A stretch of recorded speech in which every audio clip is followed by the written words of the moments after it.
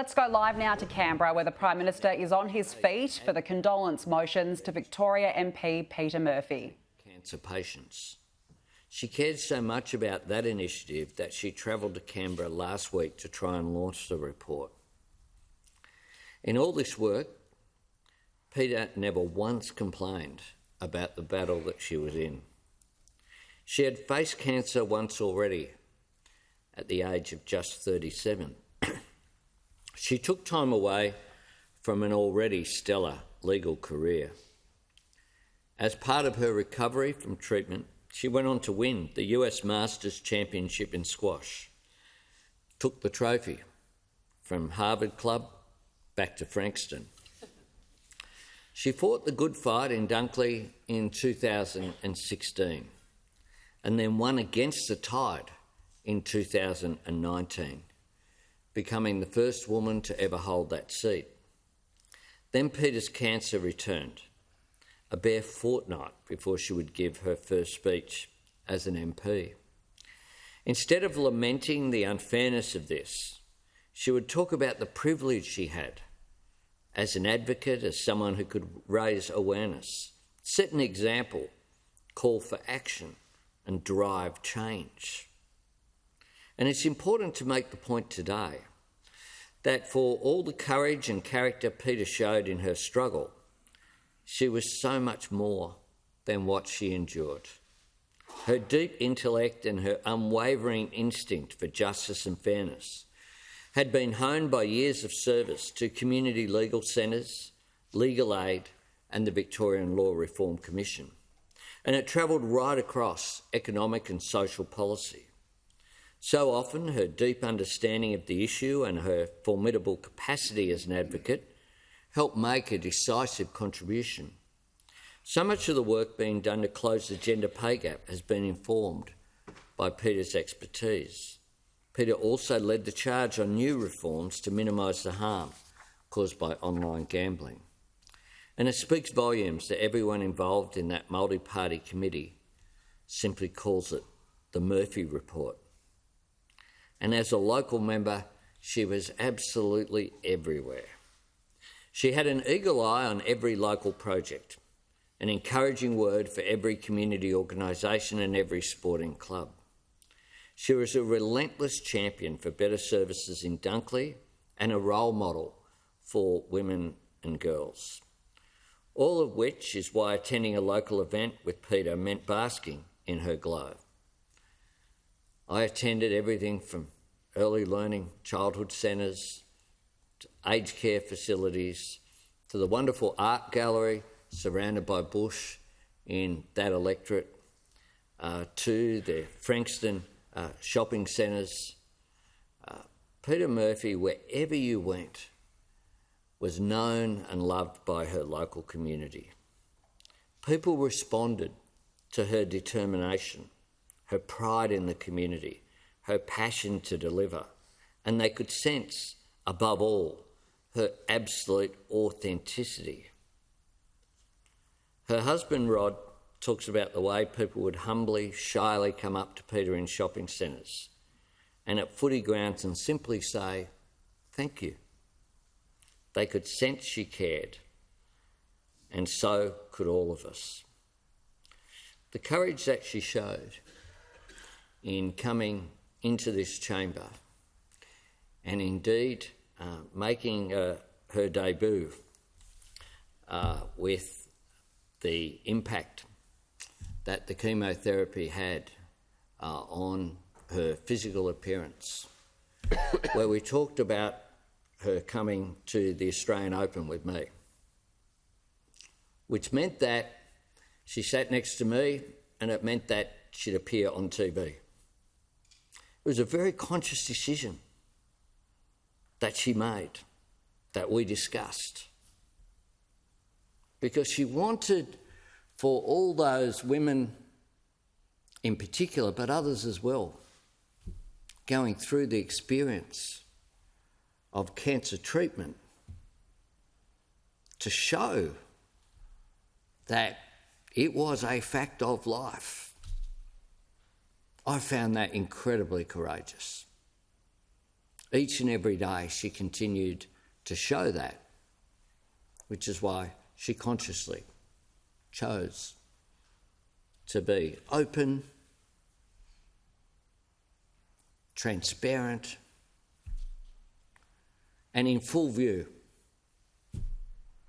of everyone. Mr. Speaker, in that extraordinary first speech of hers, shining through the shadow of the news she had just received, Peta quoted Pippi Longstocking, the strongest girl in the world, and the attitude that she brought to public life, indeed to her whole working life, was very true to another piece of Pippi Longstocking wisdom. I have never tried that before, so I think I should definitely be able to do that. That summed up Peta. Fearless in the face of new challenges, bold in the service of important causes, knowing that the very nature of progress means trying things that have not been done before. A lesson for all of us. Unless we try, you'll never get progress and change. More and more, Peta would say that while democracy must be a willing contest, that it should be a clash of ideas. She also demonstrated the need to be able to respect those who disagree with you and to work with them to get things done. And I think in her committee work and other work in this Parliament, and the fact that we're gathered here today across the political spectrum, all genuinely mourning this great Australian, says a lot about her not just saying that, but doing that and achieving that.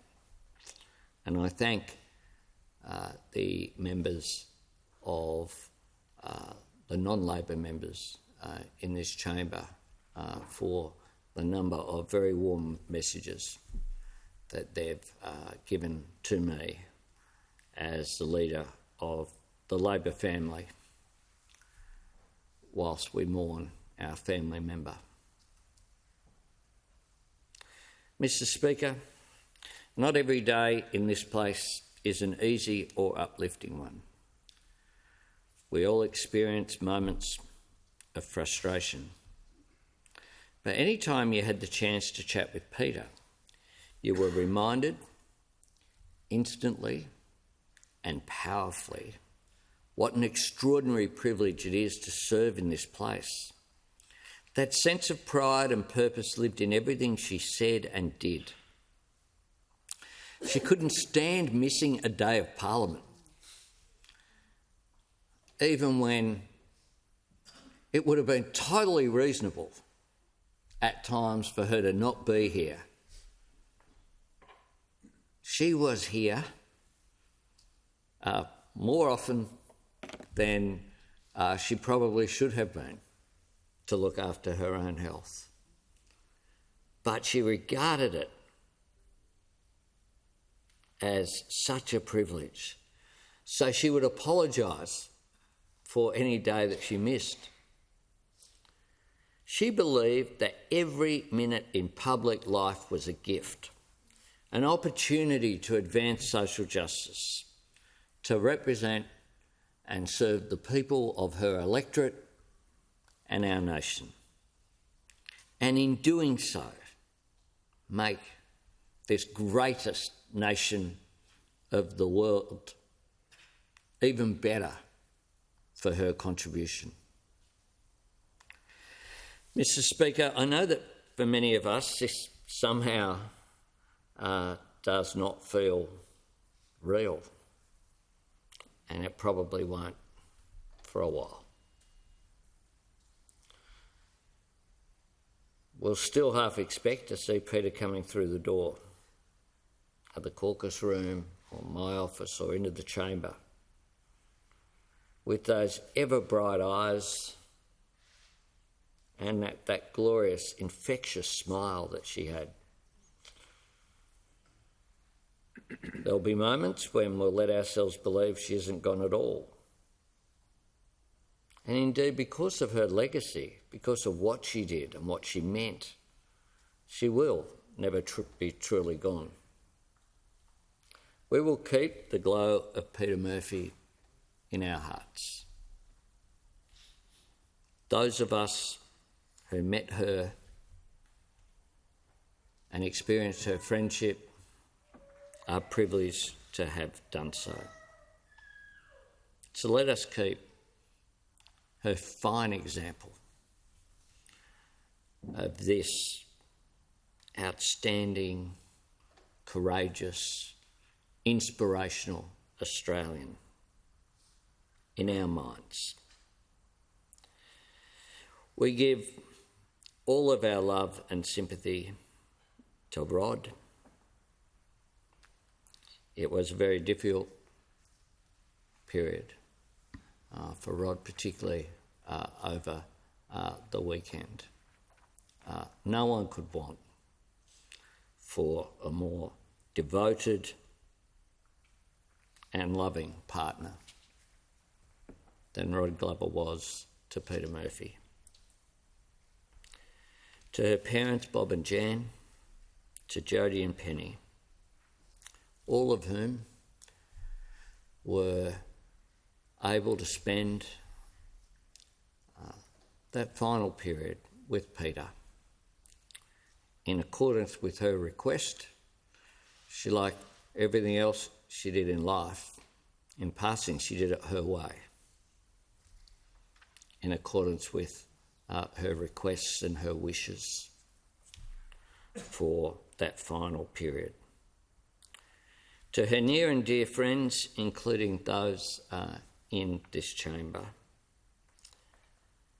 our deepest sympathy. And to her devoted and loving staff, thank you for what you have done for Peta Murphy in having the privilege of serving her and helping to look after her.